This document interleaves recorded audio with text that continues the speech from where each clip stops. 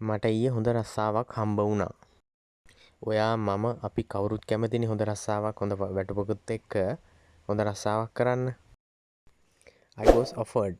මට හම්බුණා. I was offered a better job yesterday. දැන් ඔයාලට කියන්න ඕන නම් මට ඊයේ හොඳ තෑග්ගක් ලැබුණා. මට ඊයේ හොඳ තෑග්ගක් දුන්නා කියලා. I was offered a nice gift yesterday. හොඳ රස්සාවක් හම්බුණා කිව්වට පස්සේ කාටද සතුටු නැත්තේ? ඊට පස්සේ කියනවා එයා ගොඩක් සතුටු වුණා. එයා ගොඩක් සතුටු වුණා ඒකට. ඒ නිවුස් එක අහලා. එයා ගොඩක් සතුටු වුණා ඒ ප්‍රවෘත්ති අහලා. ඒ නිවුස් එක අහලා. She was happy with the news. She was happy with the news. දැන් ඔය මම කිව්වේ එයා සතුටු වුණා ඒ ප්‍රවෘත්ති අහලා නිවුස් එක අහලා කියලා. දැන් අපිට කියන්න ඕනේ නම් එයාලා සතුටු වුණා ඒ ප්‍රවෘත්ති අහලා ඒ නිවුස් එක අහලා කියලා. කොහොමද කියන්නේ? They were happy with the news. They were happy with the news. එයාලා ඒ ප්‍රවෘත්ති අහලා සතුටු වුණා. ඒ ප්‍රවෘත්ති අහලා එයා ගොඩක් සතුටු වුණා. ඒ වගේම දුක් වෙන දේකුත් වුණා. ප්‍රෙෂර් එක වැඩි වුණා. එයා මැරුණා. ප්‍රෙෂර් කියලා කියන්නේ පීඩනය. Blood pressure. රුධිර පීඩනය. high blood pressure. අධි රුධිර පීඩනය. low blood pressure. අඩු රුධිර පීඩනය. රෝස් කියලා කියන්නේ වැඩි වුණා. රෝස් ඉහළ ගියා. දැන් ඔයාලට කියන්න ඕන නම් ඔහුගේ රුධිර පීඩනය වැඩි වුණා.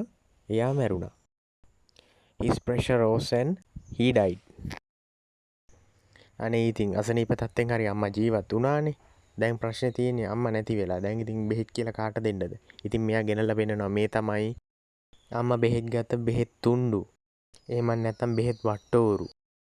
සාමාන්‍ය රෙසිපීස් කියලා කියන්නේ කෑම වට්ටෝරු වලට. දැන් මෙතන මේ බෙහෙත් වලට ගන්න රෙසිපීස් නේ. බෙහෙත් වලට ගන්න රෙසිපීස් කියලා කියන්නේ බෙහෙත් වට්ටෝරු කියන එක. උදාහරණයක් විදියට මේවා තමයි කෑම වට්ටෝරු. මේවා තමයි කෑම වට්ටෝරු. These are the recipes for the foods. ඉතින් හම්බ කරපු සල්ලි ඔක්කොම අම්මගේ බෙහෙත් වලට වියදම් කරා. දැන් ඉතින් අම්මගේ විනියම බලන්න මගේ අතේ සල්ලි නෑ. සාමාන්‍ය මලගෙදරකට සෑහෙන සල්ලි ප්‍රමාණයක් අවශ්‍ය වෙනවනේ. ඉතින් මෙයා කියනවා අම්මගේ මිනිය වලලන්න අම්මව මිහිදන් කරන්න බූම දාණය කරන්න මගේ අතේ සල්ලි නෑ. I don't have money to bury my mother. bury කියලා කියන්නේ මිහිදන් කරනවා. bury මිහිදන් කරනවා. මම ඔය I don't have money to කියන කොටසට මම වෙන මේ උදාහරණයක් දෙන්නම්. I don't have money to buy a new mobile phone. මට අලුත් මොබයිල් ෆෝන් එකක් ගන්න සල්ලි නෑ. දැන් මම කිව්වේ මොබයිල් ෆෝන් එකක් විතරනේ. ඔයාට කාර් එකක් ගන්න සල්ලි නෑ කියලා කියන්න පුළුවන්. ටෙලිවිෂන් එකක් ගන්න සල්ලි නෑ කියලා කියන්න පුළුවන්. ඔයාට බෙහෙත් ගන්න සල්ලි නෑ කියලා කියන්න පුළුවන්. I don't have money to buy a new car. I don't have money to buy a new television. ඉතින් අඬන්න කියනවා. එයාට ඉන්නේ මං විතරයි. එයාට ඉන්නේ මං විතරයි. She has only me. She has only me. දැන් ඔයා හිතන්නකෝ දැන් ඔයාගේ පවුලේ අයියා නංගි ඉන්නේ. අයියා නංගි ඉන්නේ කියලා හිතන්න.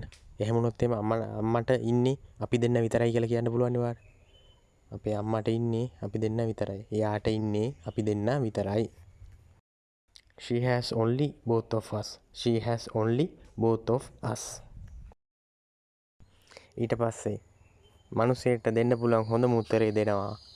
අපි මෙතන ඉන්නේ මිනි වලලන්න තමයි. We are here to bury the dead. We are here to bury the dead. The dead කියලා කියන්නේ මරුණ අය. The dead මරුණ අය. ඔයා දන්නවද? මගේ එක යාළුවෙක් හිටියා මීට අවුරුදු 5කට විතර කලින්. ඒ යාළුවගේ තාත්තා නැති වෙලා තිබුණා.